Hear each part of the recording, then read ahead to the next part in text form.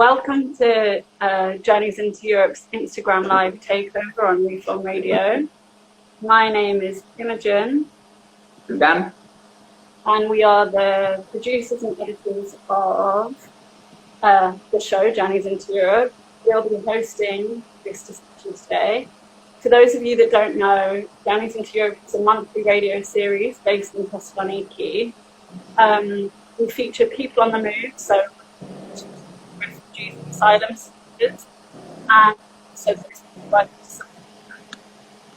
we're here to discuss the theme of Refugee Week, We Cannot Keep Alone, which is an invitation to extend your hand to someone new. We are thinking about this theme in terms of solidarity and how best we can build communities of support. We'll open up the discussion to questions at the end, so keep that in mind for those of you that are watching. As you're probably aware, Reform Radio has been playing all our previous episodes in the run-up to this talk. We're joined by two guests, Shara from episode 1 of our series and Justina from episode 2. If you managed to catch their episodes earlier today, you're already familiar with them. But for those of you that didn't, we'll start with an introduction. So I'll hand over to Shara to introduce herself. Hello everybody, and thanks for attending this live. I'm Sharaf, a volunteer who moved from Algeria to live in Greece. I'm currently working as a cultural mediator for Border Violence Monitoring Network, and have been working as a cultural mediator for Border Violence Monitoring Network and volunteering with WAVE Thessaloniki since 2019. Great. Justina. Hello. Thank you for watching. Thank you for being interested. It's already a move of solidarity, I think. So my name is Justina, and I am a co-founder of WAVE Thessaloniki, which is this Instagram account. And we've been supporting people on the move in Thessaloniki since 2017, and I was actively there since 2018. Great, thank you. So I think to begin the discussion, it's important to shed light on the context in which both of you are working. Generally speaking, people in the UK and in other European countries don't have a clear understanding of the realities people on the move face, or even who is migrating from what countries and where. So perhaps Justina, start by explaining the situation in Thessaloniki and how it's changed over the last few years. And then Sharaf, you can talk about how these changes are reflected in the work you do with Border Violence Monitoring. Yeah, well, basically there are many different kind of migrations, and I think people are not very aware of it, especially like in Germany. I've made the experience that there's just the Syrian migration in people's minds, but obviously there are problems in many other countries, and there are also refugees and migrants from many other countries, and so Greece is obviously like the door to Europe, so it is kind of overwhelmed with all the different kind of migrations that are happening there.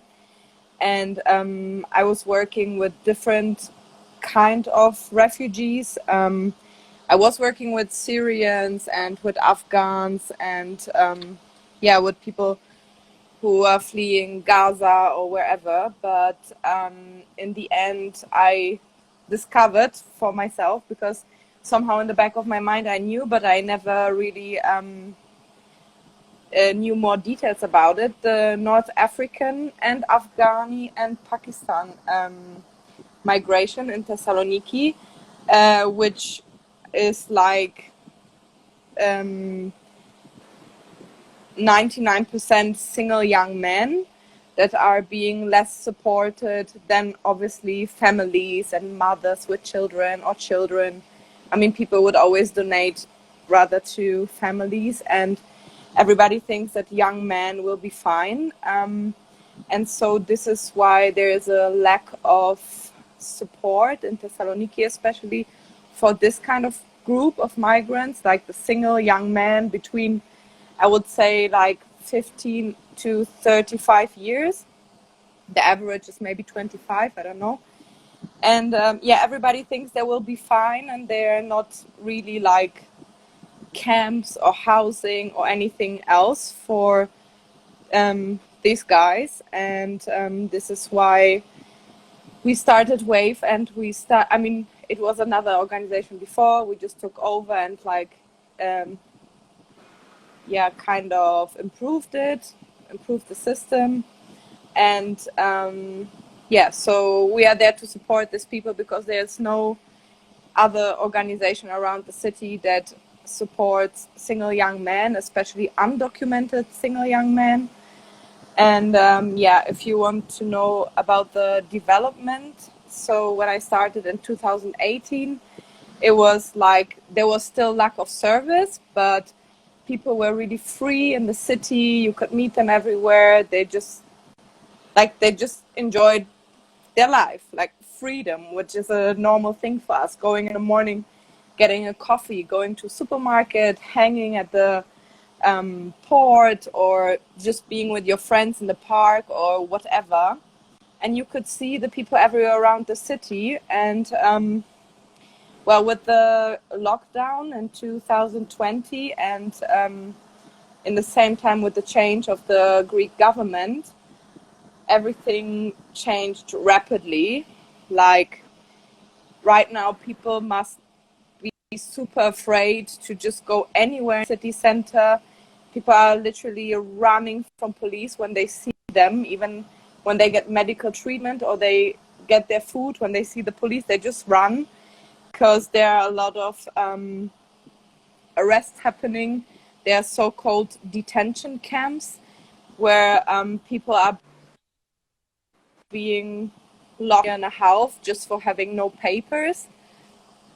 And they cannot, in the first place, they cannot even get the papers because the asylum office was closed for a super long period during the lockdown. And because of the situation with the overwhelming amount of refugees in specifically Thessaloniki, the asylum office also cannot really provide quick service. So sometimes people are waiting a year or so for their interview, or even like 6 months to just have the chance to apply for asylum. That means that in that time they're undocumented and they're not safe. They have to be afraid all the time to be illegally pushed back, which I think Sharaf can tell you more about now. Yeah, I would agree about what Justina just said, and it's not always the case that people come from another country to this country or to any European country, let's say, is because they have like a war in their country or something. The only difference here like is the passport, you know. So if like a privileged person who has a good passport and they would go to another country, it wouldn't seem like the migration crisis or whatever, you know. It would seem like something normal. A human being just moved somewhere else. They have problems in their country or wherever. It doesn't really matter their issues. They would just move somewhere else and complete their life. But when you have like a bad passport and you are not able to travel, you have to do it illegally according to this law, the law, you know. According to the law, you are illegal, but actually you have just the same maybe reason for leaving your homeland. And it's mostly the case that people like it seems always like you are just part of it. You are a migrant, and that's all. People would not wouldn't like to understand why, or wouldn't like to understand the differences. And I think everybody here, they have their own reasons to come here. And about the situation in Thessaloniki, I would say it was like, for me it was much easier to walk around in 2019. Like when I arrived here, it was much easier to go to the center to do things, But recently there was like just big and a lots of batches of pushbacks to the borders and from like other countries, from other Balkan countries to Greece, like lots of chain pushbacks. So now people are afraid to leave their squads and their trains. They're like I know some people and I have really good friends who are afraid to. They never seen the city center. They are just staying in the squad. They go just to get food and then come back, and also like always watching if the police would come to the squad, or they are not even comfortable to sleep in a squad. So it got really bad recently, and yeah, I don't see any improvement in that side. But in terms of wave, for sure, like I have been away in 2019 like 3 months in other places here in Greece. Then I got detained for 7 months.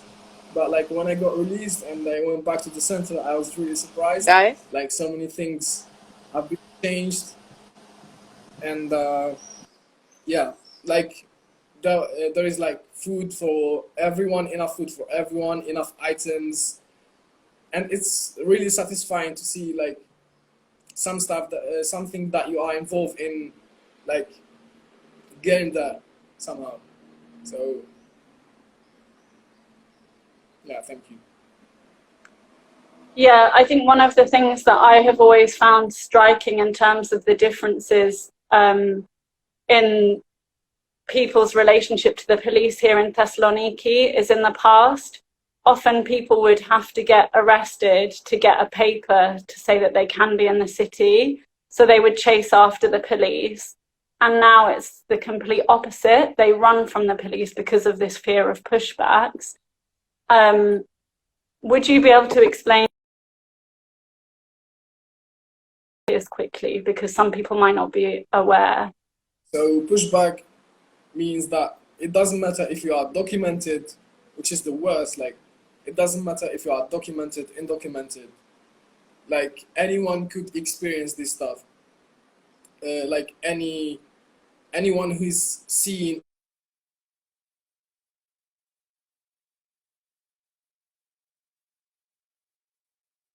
or recognized as a migrant or a refugee, wherever, and they just they take them, they put them like in police station or wherever, like some place. Sometimes it's just unknown places without any writings or signs, means that this is a police station or building, just a building.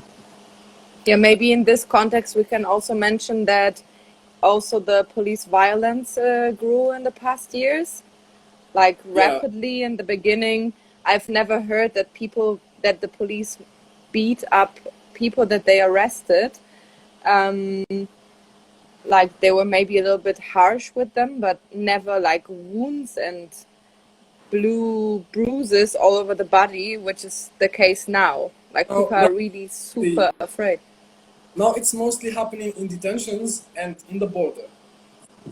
Like this is the two main places that there is like a huge amount of violence. It's like detentions and the border. And it's like in the border, everybody knows, like it's from Frontex. And people, as I told you, like they will stay somewhere like maximum 14 days, and they will get even directly, either like directly to the border, or they will get detained. Like some people who I know, they were detained with me like for 10, 12 months. Some of them like almost 2 years. Then they got pushed back to Turkey. And also with the case with the documented people, they take them to detention. They wait until their papers get expired. Then it's like easier for them to push people back to Turkey. Yeah, this is like as far I know.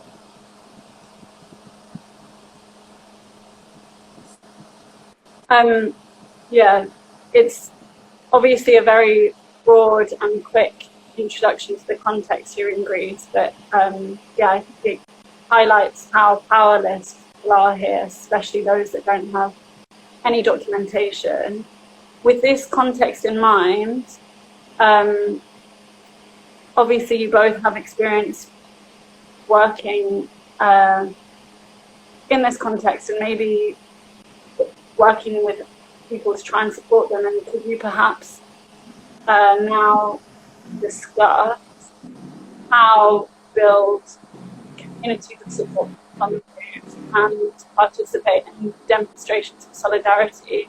So maybe, Justina, you could talk about how WAVE has provided meaningful support to people on the move, specifically in relationship to how you engage with members of the community in the organisation.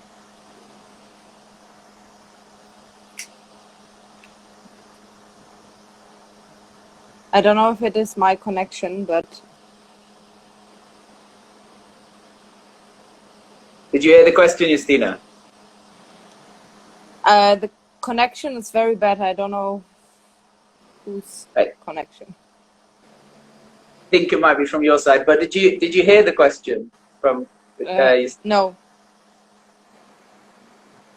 So now I was thinking that you could discuss how WAVE tries to provide meaningful support to people on the move who are obviously living through these very difficult situations here in Thessaloniki and experiencing all these more than challenges, but daily violence, pushbacks, etc.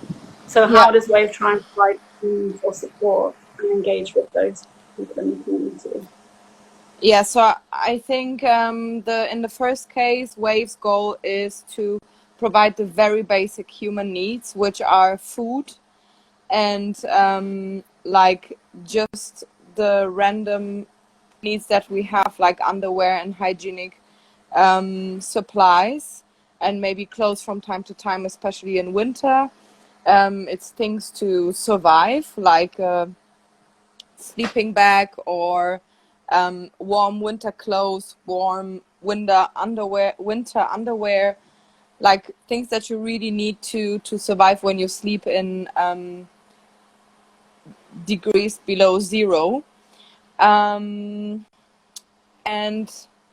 yeah, so we provide 7 days a week fresh cooked food for the people.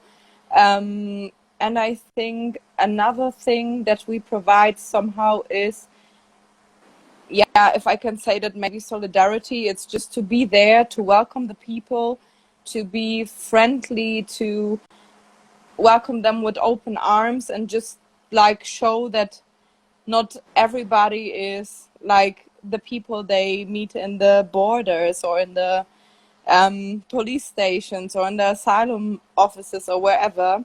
So like I think it's very important to be there and show that there is maybe hope and that there are people that are supportive and aware of their situation, and definitely fight somehow for equality. And I mean, this is obviously a very utopic thought, but at least people that use their privilege to support the people who are not privileged for whatever reason.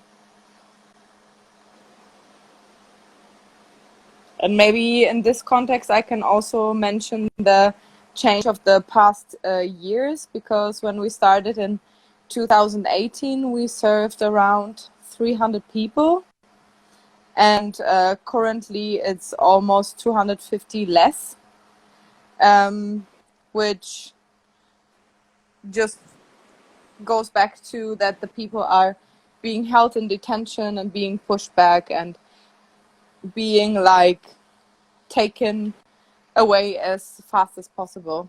Okay, shall we move on to Sharaf then? Sharaf, I know that you're involved in local community groups who provide like solidarity through actions and protests. So if you would be able to talk about that a little bit.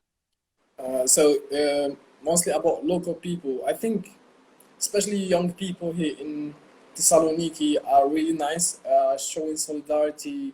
Like we are showing solidarity together, like for like the same reasons, and that like we always fight against the same things for the same reasons, and they understand like the deep meaning of the issue somehow. Like I respect them really, and I would see like you would see people doing demonstrations almost every day here in Thessaloniki, and yeah, they make me feel that I belong to here. Some like to this place. Every part of this society now. Would you be happy to talk about some different protests that you have been involved in, or that some of the organizations or collectives are working towards at the moment? So there is like a big movement of students here in Thessaloniki, and also there is another like political activist. They have like an open assembly. It's just like I felt super comfortable being with them and discussing like things with them. Like they were really happy that I was involved in somehow. Like everyone had the right to be involved in decisions, which like it didn't just it seemed like really natural, which is it was about everyone, let's say, and I really like that. And they could like stop for migrants. Yeah, and we did like some I did some protests with them as well. Yeah, so another recent change in Greece is that they're starting to build walls around camps. Would you about that? Yeah, this is like the the previous like in the previous protest we were like doing the demonstration for exactly for about this topic about like the walls, and like even people who are living inside the camps, they are not informed. They just don't have any idea about this wall. Like some people are saying, oh, like it's for the safety of the camps. It's like, but I see it mostly like for controlling the people, and yeah, it's just about controlling. That's how I see it. It's like it's the same way that they use detentions and they call them camps. You know. Yeah, it's effectively like a prison. Yeah, so I think, yeah, so Justina, earlier I was going to ask you about the involvement of members of the community in WAVE and how you built like a trusting relationship with the people that you're serving. Can you talk about how that developed and what your motivation in that was? Basically, I think when the kitchen started, there was a camp in Thessaloniki, which didn't really have food provision, and just people from the camp randomly started to support, and it was always a part of the kitchen. And later we were like more actively also looking for people from the community, because obviously like the boys who are supporting in the kitchen, they are like the heart of the organization. They're building the bridge between us as European volunteers who come here like for supportive reasons, and the people who are migrating here, and we just meet in the middle and we learn from each other. We learn about the culture, we learn how, like what to do, what not to do, how to communicate with each other, if there is a language barrier, or like it is, I think it is a totally different feeling. I don't know, Sharaf, what you think about it, but you come here to Greece and you find like people from your country serving you. I think it is like totally different experience than going somewhere and just meeting like all those white Europeans that don't even speak your language, that like maybe have less feeling for who you are and where you are from. Yeah, actually, it's the same thing about solidarity. So, first of all, like I never expected that. I was like so happy to see them there, and you feel somehow that like those people who are here, even like Westerns, white people, are like here for the same reasons. Like those people from your community who are helping you, and those Western people, like people who you don't know their language. You see that you see like that there is a connection between them, and they are just like one group, which is really amazing. Yeah, and it's one of the reasons like why I really wanted to be like with Wave, and it happened. That's nice to hear.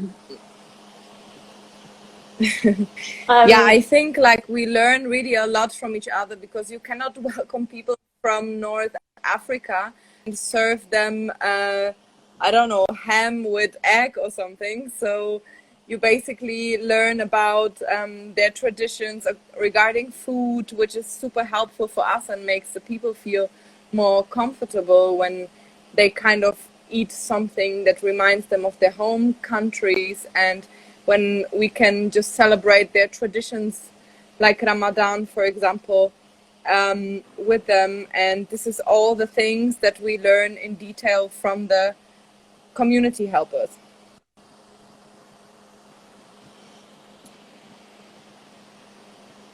Yeah, I think it's really important. And it's also not always commonplace within humanitarian aid organizations and NGOs. Often it is white Europeans serving food. So, yeah. In terms of thinking about solidarity and supporting people on the move, it's something that obviously is a huge responsibility and not to be taken lightly.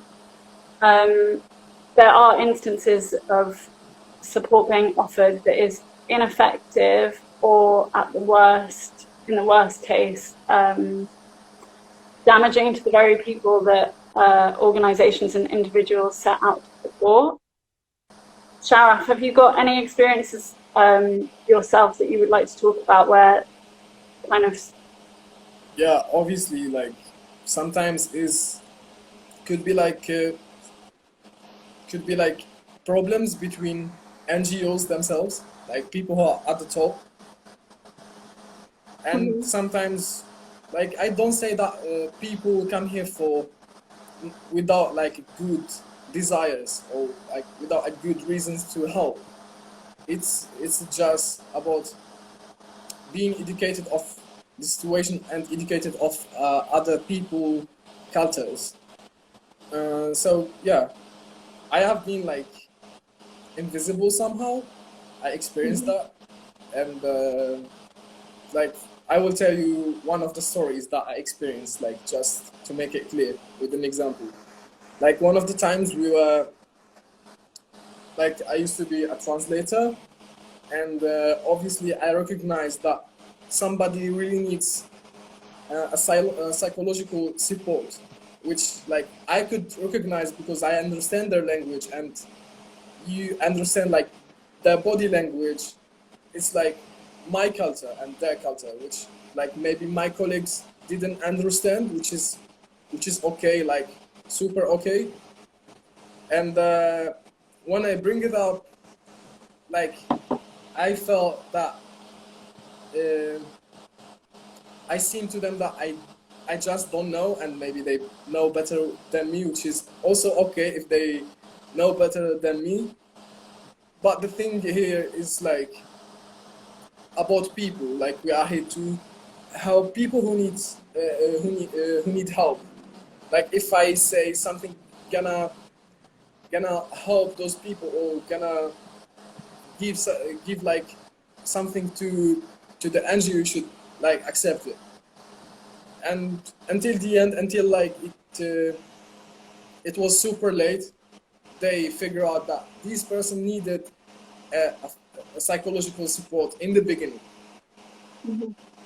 So that's like an example about sometimes like we should listen to each other when we are like in as a team, when we are like member of the same team. I don't know.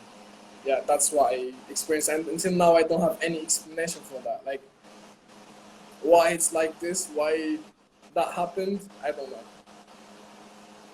Yeah, I think it's interesting when you're thinking about solidarity, like the definition of solidarity is sharing the same interests and working towards shared goals, a group of people doing that.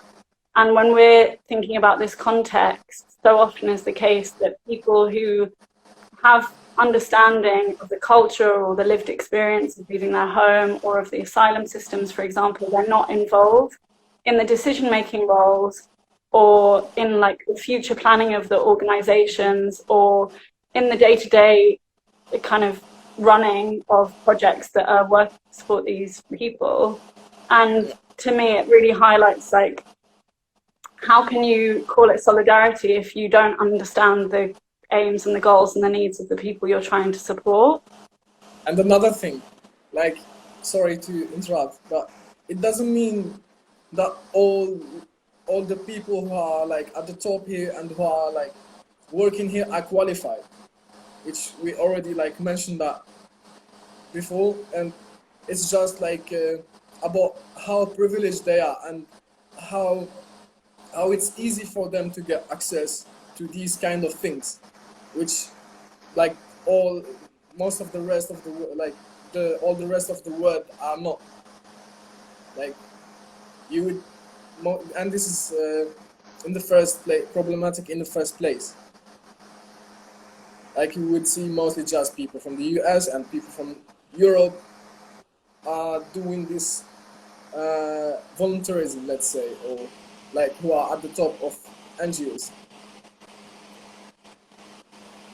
So it could be like when you think that you know better than anyone else, you should think about that. You should think that you are here because you are privileged. You are here not because you are qualified or smart than anyone else.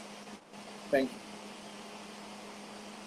Yeah, I think this is a really important point when you're thinking about humanitarian aid, is that it often mimics the power structures of like colonial power structures, for example, that it's like Northern Europeans or white people giving out food to people that have come from colonized countries. And within that, there's a whole dynamic of power. And you see it with volunteers coming to support as well. Yeah, this is like a big challenge for humanitarian aid, and this is why there's a growing discourse in the decolonization of aid. Christina, have you got any comments or points to make about specifically about WAVE and volunteers coming from abroad? Yeah, I mean, I really want to underline what you've already said, that I think for us at WAVE also it's very important to always involve the opinion and thoughts of the volunteers that are coming, for example, from North Africa, just to like be all on the same page, because why would I know better how to support someone from Morocco than Sharaf does, for example? Like, it is almost impossible, and it is like Sharaf already said, I mean, we have our Central European idea that we grew up with, that we were educated with, but it doesn't mean that this is the only and the right idea of how to support people or how to improve other people's situations. And this is where we have to meet in the middle and just cooperate. I don't think it is possible to run voluntary organization properly when not the people that you serve in decision making. I mean, yeah, it sounds very strange to me, and this is definitely one thing that is very important at Wave. And another thing maybe that you can say, that people, like as Sharaf said, yeah, they are coming because they are privileged. Like, you have your passport, you are in 2-3 hours in Greece, and you can use your free time because you spend enough money to be able to volunteer somewhere. So you are definitely like coming with a good will, but it doesn't mean that you are the savior. And I think when people start to give things out to people and kind of support them, they might get a bit lost in or confused with the thought that, okay, I am here, I'm helping you, and I give you this, and this is me, I am your helper right now or something. And people might make it very quickly about themselves. And I think this is something that I have experienced in 6 years of work with refugees in many different organizations a lot, especially like from people in higher positions. And yeah, this is definitely a very sensitive topic where you should not lose yourself and try to stay humble, because the food that I'm serving and the time that I'm spending there, like, this is not something that I bought, that I organized everything by myself and that I paid for or whatever.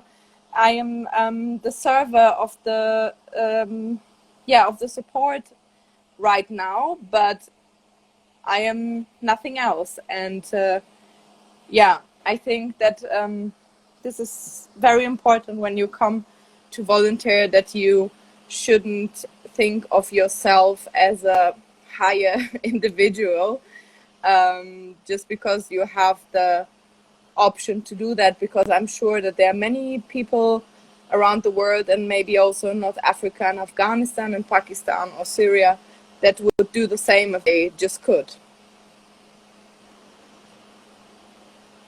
Yeah. Sharaf, have you got anything to add to that? I think that's all I have got. Yeah. Yeah, I think it's very important. Yeah, so in relationship to this kind of topic, I think people often ask about ways that they themselves can help and be supportive of people on the move. Have you, either of you, got recommendations of how people can support and how they can do that in an effective way? You want to start, Sharaf, or me? Yeah, I would be happy to start. So, like, in my point of view, I think people can support with investing their time, doing like volunteerism in the right way, for sure, if they could, because it will open your eyes, and then you can tell, like, afterwards you can tell your family, your friends about it. It's like easy, simple, and money is really important for any NGO or an organization to keep doing the work that they are doing.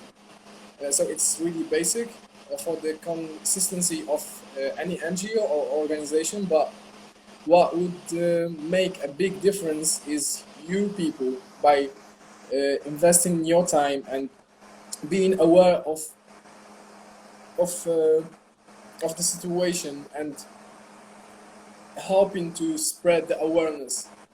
Thank you. Yeah, I can only adapt to that and say that, first of all, educate yourself. Like, there are people all over Europe that don't even know what kind of illegal things are really happening in Europe. And when I tell my friends or so that, yeah, they're happening illegal pushbacks, people are being tortured on the borders, people are being held for a year in a camp, everybody's like, but this is illegal. Yeah, this is illegal, and this is happening in Europe. Like, it is really happening right now. And just educate yourself, like, cause awareness, and maybe find a local organization that is supportive, maybe some organization that is also involved in politics to change anything just in your like area where you live, at least like for the first step. And yeah, cause awareness. Don't be selfish. Don't forget the world just because you're living in a very good place and yeah, you live a high standard life. It doesn't mean that everybody's in the same position.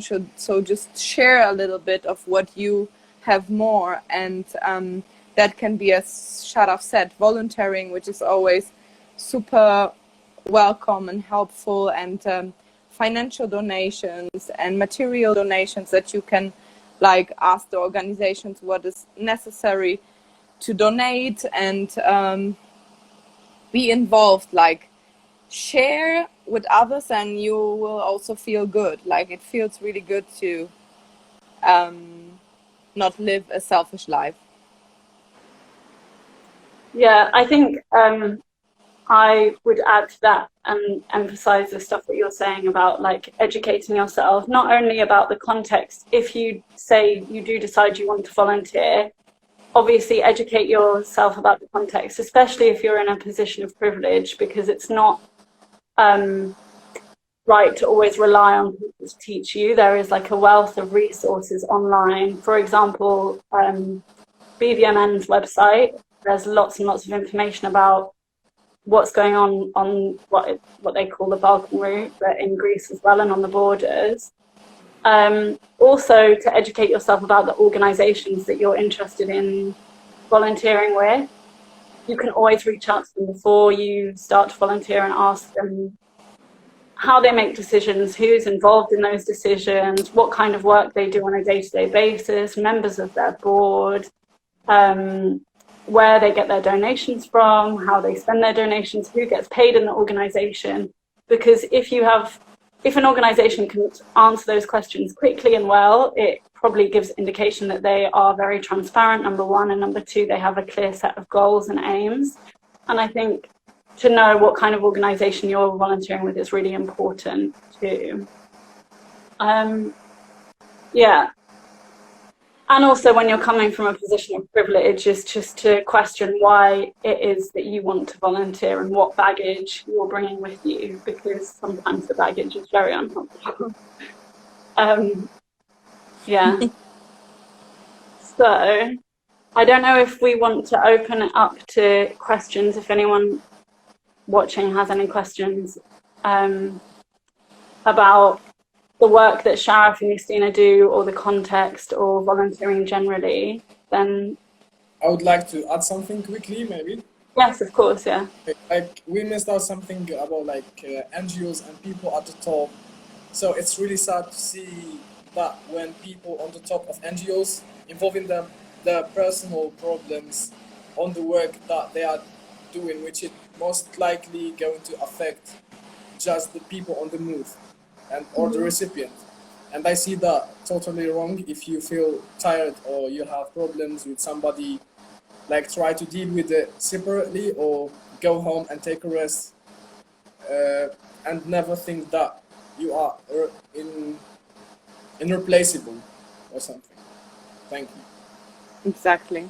Yeah, I think that's an important point, and I think it's something that a lot of organizations fall down on, is not having proper structures in place to make sure that the long-term volunteers or the people that are in coordination roles or decision-making roles do rest and they don't get burnt out, and they, then don't start making bad decisions that impact more than also just about like the people themselves, not only because they're gonna affect themselves and the people, which is like the main thing. No one gonna win out of that. We've just had a question through. Someone's asking what the biggest challenges that is facing and other similar NGOs supporting refugees and migrants. Does one of you want to take that question? I mean, from Wave side, I can just say that the biggest challenge that we are facing is the authorities, like the fear of the police and always the kind of oppression, I would say, that we are not free in operating because there are randomly weird controls and people are being arrested during our support time, and that the authorities just make it harder for everybody to work because, I mean, doctors are not busy anymore with treating just random wounds from mosquito bites, but with broken arms and broken legs, and everything is caused by border soldiers and police. So Wave has not become only like a food distribution place, but kind of like a mental support where people just come and feel a bit safe and welcome, which is super sad that this is the only place where people feel safe to be around. Like sometimes people are waiting from the very morning until we give food out at 5 o'clock in the afternoon, just because this is the place and the area where they feel safe and welcome, which is very sad. And I think also, Sharaf, you can say a lot about this. So in terms of BVMN, Border Violence Monitoring Network, I think it's so easy to get criminalized for the work that you do. With BVMN, which it did happen with some of our members in other places, and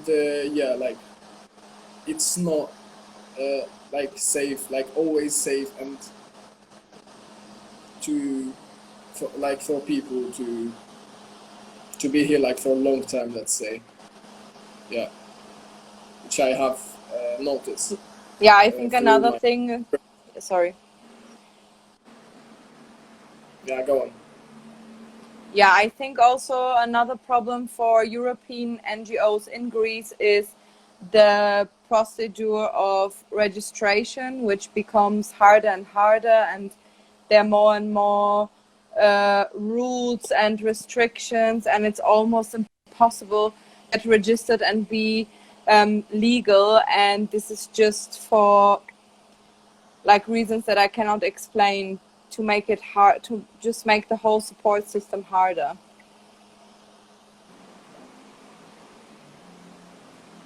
Yeah, it feels like it's like a technique from above to prevent organizations working in Greece that aren't Greek. Yeah, I was thinking about in regards to Wave, something as basic as being able to find a building in which to operate out has been a real challenge for you guys. I know you've mentioned in the past, Justina, that you had a building in the city centre and then the neighbours complained and did a huge petition, and this is why you now operate on the outskirts of the city. So yeah, even something as basic as finding a building. So definitely acceptance is also a big issue. Yeah. Yeah. Tolerance and acceptance. Yeah, and I think the criminalization of volunteers is wider than just Greece as well. It's something that we've seen in Serbia and Bosnia as well, and in France. I think there's been many volunteers that have gone to court over their work. So going down with smuggling charges when it's just having someone in your car or something. Yeah. It's a bit ridiculous. It's a bit of a stretch to kind of say that they're smuggling just having someone. That's the kind of stuff they're getting away with. Okay. Yeah. There's another very heartbreaking question. Oh, yeah, maybe we pause the questions. If we think that the pushbacks will stop someday, well, I really hope that with my whole heart. But this is obviously something that has to be solved by politics. And so once more, people just need to be involved and active and fight for other people's rights to just change something. I mean, I think it's a big step that border violence monitoring is documenting all the pushbacks, and there's a lot of evidence that maybe can be brought up in a court and just like serve some justice. I don't know, but I don't know how it will be. I hope. Yeah, I think to point people to the episode featuring Hope, where she talks a lot about pushbacks and her work with Border Violence Monitoring Network. But in this episode, she discussed how Greece was changing its legislation, and it looks like it's moving in the direction where they will formalize pushbacks, so they are now legal rather than being like a underhand illegal practice that takes place in the night, that they will make these pre-removal detention centres right at the border, and they will process anyone who comes from what is deemed a safe country in Greek legislation within 2 days or 3 days of them arriving in Greece. So this, she argued, was like a way to formalize pushbacks. So I think it's not a positive outlook in this regard, but obviously, hopefully, if people keep advocating for change, then something might happen.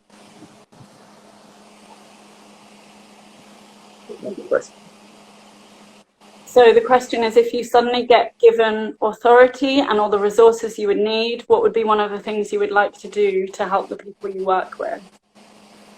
Like, it could be just anything. I think, yeah, this is like a very utopic.